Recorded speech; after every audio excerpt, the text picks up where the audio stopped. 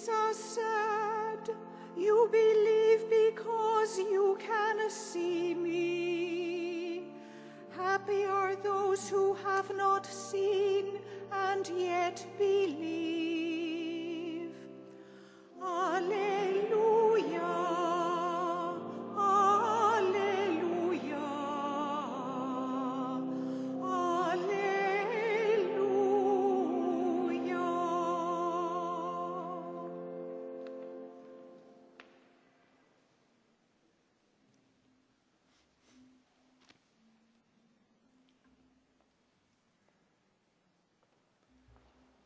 The Lord be with you.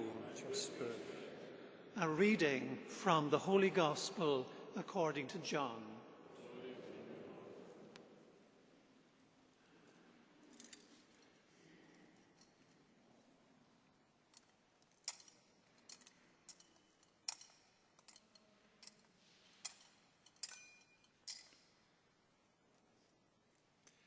In the evening of that same day, the first day of the week, the doors were closed in the room where the disciples were for fear of the Jews. Jesus came and stood among them. He said to them, "Peace be with you," and showed them his hands and his side. The disciples were filled with joy when they saw the Lord, and he said to them again, "Peace be with you. As the Father sent me, so am I sending you." After saying this, he breathed on them and said, "Receive the Holy Spirit. For those whose sins you forgive, they are forgiven. For those whose sins you retain, they are retained." Thomas, called the twin, who was one of the 12, was not with them when Jesus came.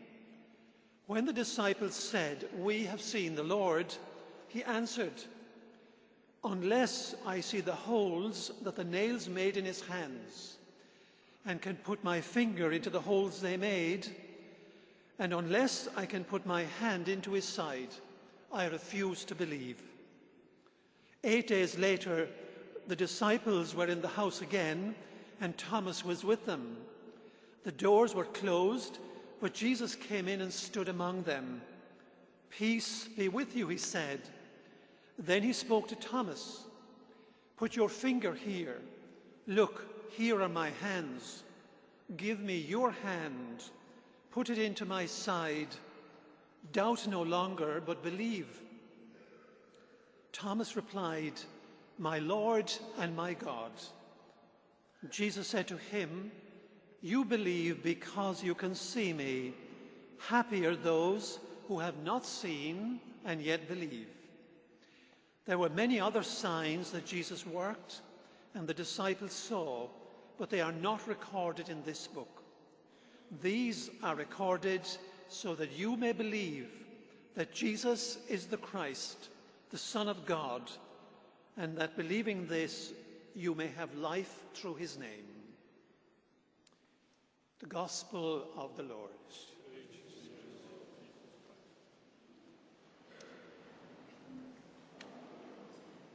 If I were to ask you how many days in Lent, most people would get it right, I think. Most people would be able to say there are 40 days in Lent. But if I were to ask you how many days in Easter, you wouldn't be sure. You might say maybe only Easter Sunday. But actually there are 50 days really in Easter. I mean, this period between Easter Sunday and Pentecost is really Easter. And it is in a way the great period, not simply because of the great good news of the resurrection. That's right, of course, but it's important for all believers because it's the time when people go through some transition, some transformation. You see, remember that the disciples of Jesus pretty well all abandoned Jerusalem, apart from some of the women, probably, who kind of experienced very early on that Jesus was risen and it was real for them. The disciples heard the good news, but it was simply news and it didn't mean anything. So it would seem that many of them left Jerusalem and went back home In the Gospel, for example, last Friday, we meet 7 of them back fishing again. And can you imagine, they gave a lot of their life to Jesus, to his message, and believed something new was beginning, and it was all a failure. He's dead. They heard the news about the resurrection. It meant nothing. And in disappointment and desolation, they go back home and take up fishing. And they go out and fish all night. And remember, at dawn, you're at your weakest and lowest point. So they're already disappointed. They've worked all night. They have nothing to show for it. But they see a stranger on the shore. And they do not recognize him as Jesus, but in some way they do see there's something special there. And he tells them, of course, go out and put out the nets, and they make a great catch.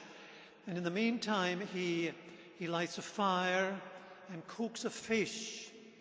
And in this mystery together now, their tiredness, the stranger on the shore, the fire and the sharing of the fish, their eyes are opened. And the whole world, if you like, finds its shape in the revelation of what the resurrection means. Now, this story happened to different disciples. You know, the two are walking to Emmaus. Always they're walking away. There's an emptiness, there's an obstacle, there's a problem. They can no longer believe. So it's not only Thomas.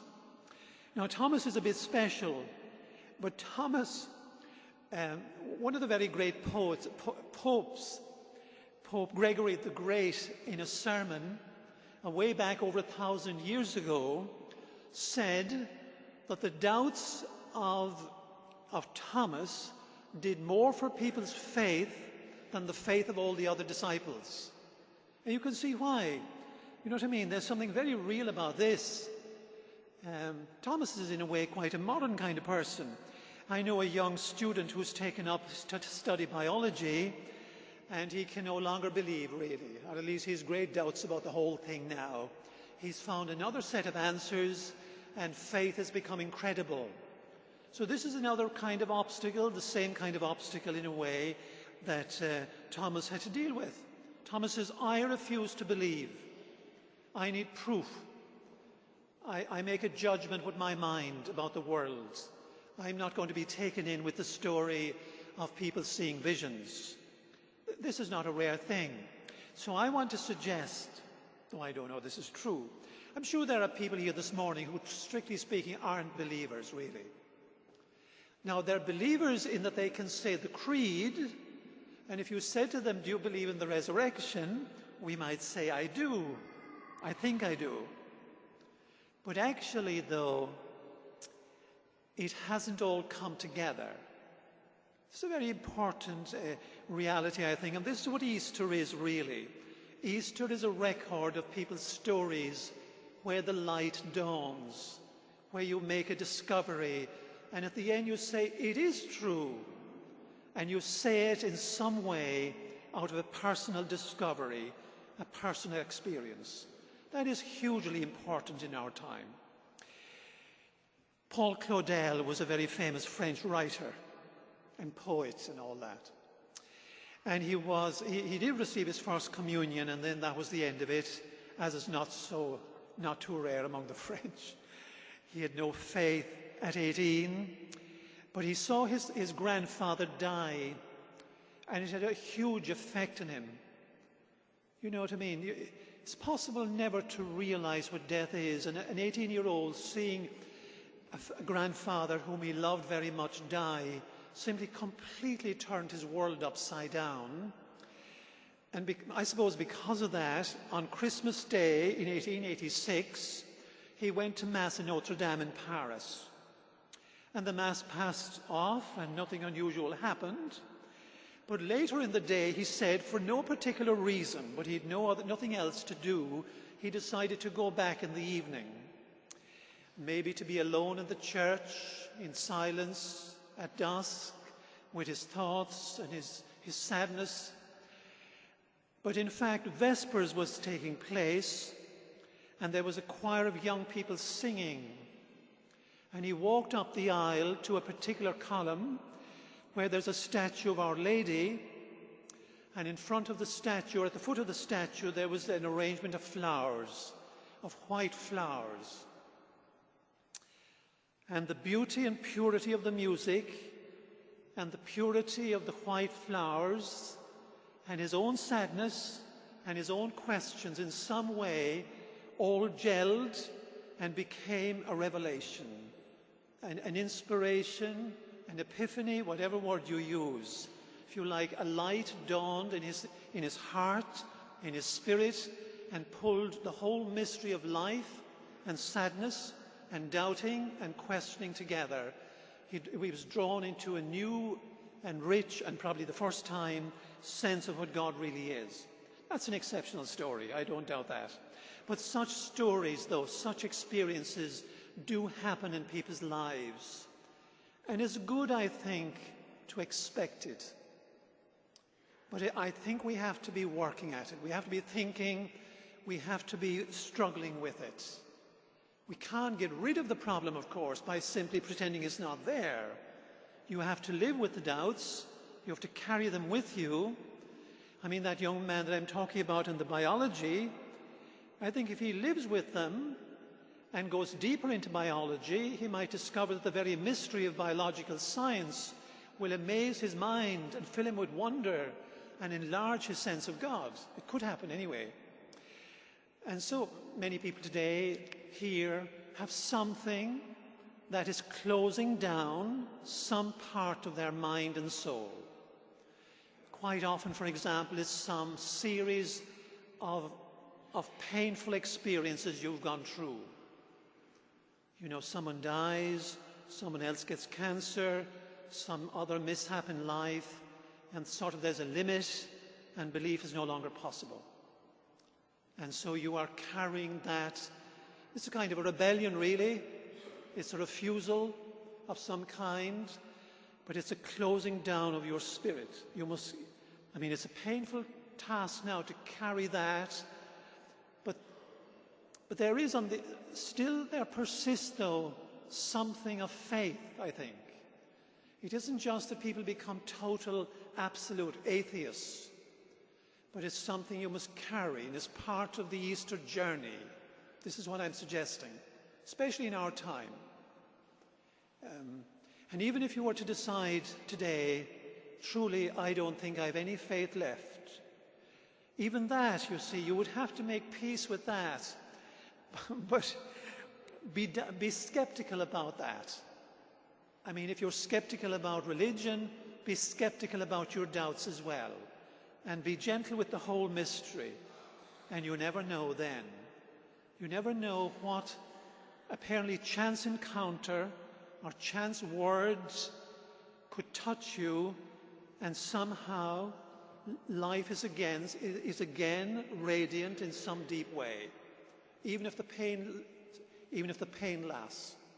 And we could easily invent and describe real human predicaments where this is true, and including the one of Thomas, because some people have enormous faith in their intellect and may believe the intellect is the final judge, but not really, you know. The spirit of the human is in touch with deeper mysteries. The spirit and the soul and the heart, even the imagination, is a deeper reality. The intellect is wonderfully important, of course, but don't trust it absolutely. Listen with the deeper mysteries of your being. Think of this as well. I'll just finish with this. In the film by Zeffirelli about Jesus Christ, he has Jesus saying to Thomas, doubting Thomas, he says, Thomas, a man with so many doubts as you appear to have, you must have a deep longing for faith. Now, there's a great wisdom in that. It is people with great questions and great doubts and even a great rebellion. Behind it, there is often a great capacity and a great desire for faith.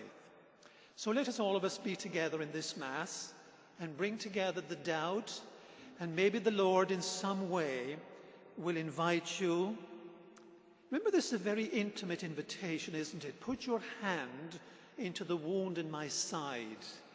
But think, the words of consecration, this is my body given for you. This is my blood. This is my suffering. This is my love. This is my heart given for you. That is enormously and deeply intimate as well.